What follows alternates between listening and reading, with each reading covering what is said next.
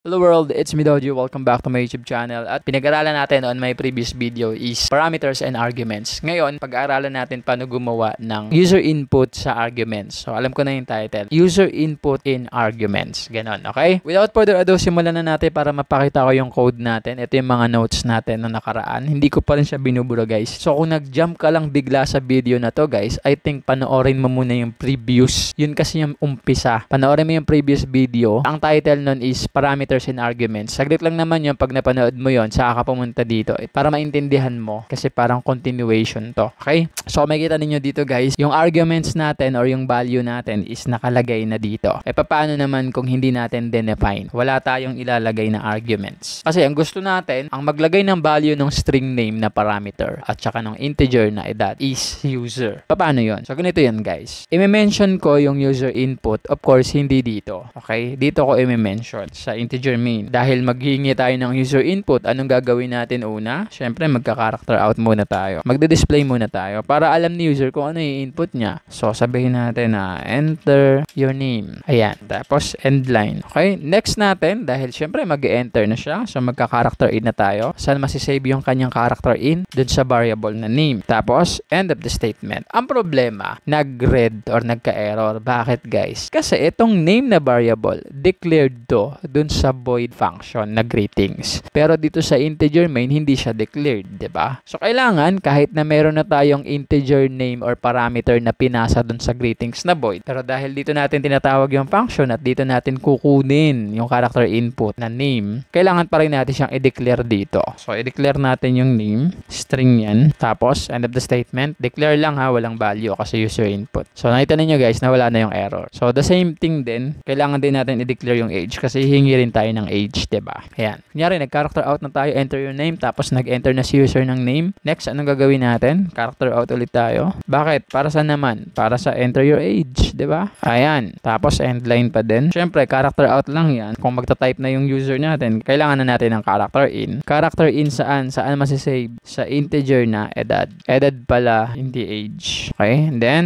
end of the statement. So, ngayon guys, ang problema natin, paano ngayon yung arguments? Ano ngayong mangyari dyan? Red show. Too few arguments. Diba ang rules natin? Kung ilan yung parameters, dapat ganun din kadami yung arguments. At kung ano yung data types, yun din dapat yung data types ng arguments. At kung ano yung variable type ng parameter, which is string tsaka integer, dapat ganun din exactly and by sequence yung data types ng arguments. So, kung ang nakalagay dito nung una is yung doji, tapos yung 24, ganyan, diba? So, paano naman ngayon na nag-user input na tayo? So, syempre, ang ilalagay na natin dito is yung name at saka yung edad. Oh, paano nangyari? Kasi guys, kung ano yung i-enter dito, 'di ba string 'yon? Di yun din yung lalabas dito. Kung ano naman yung i-enter na edad, which is integer 'yan, 'di ba? Yun din yung magmamanifest sa edad. So walang error. Ang mangyayari lang, ang arguments na mapapasa dito sa parameters is kung ano yung i-input ni user. Napakasimple lang. Actually, kung may intindihan mo yung flow, napakadali lang. Pero kung dito ka nag-start, kagaya na sinabi ko, kung di mo napanood yung previous video, malilito ka. Di ba? Kasi continuation to. So, mag-umpisa ka dun sa previous. Yun lang naman yung previous lang. Pero kung gusto mong panoorin yung buong series ng tutorial, mas maganda. Umpisa ka sa 1. Nakuha ninyo guys? Di ba? Hindi mo na kailangan ilagay yung doji at saka 24 dyan. Yung variable na lang mismo. Anong variable? Ito? Hindi. Hindi yan. Yung variable na ito. Though same sila ng pangalan, pero ibang function naman, di ba? Nakuha ninyo yung logic guys. So, yung parameter natin dito sa greetings, nauna yung string. Anong problema? String din naman yung name, 'di ba? Naka-user input nga lang. So, ibig sabihin yan, guys, this time, pag niran natin to, you will get the same argument. And walang error sa code. Walang mangyayaring error. So, ayan, nakita ninyo, enter your name. So, lagay natin yung doji, enter. Enter your age, 65, 67, enter.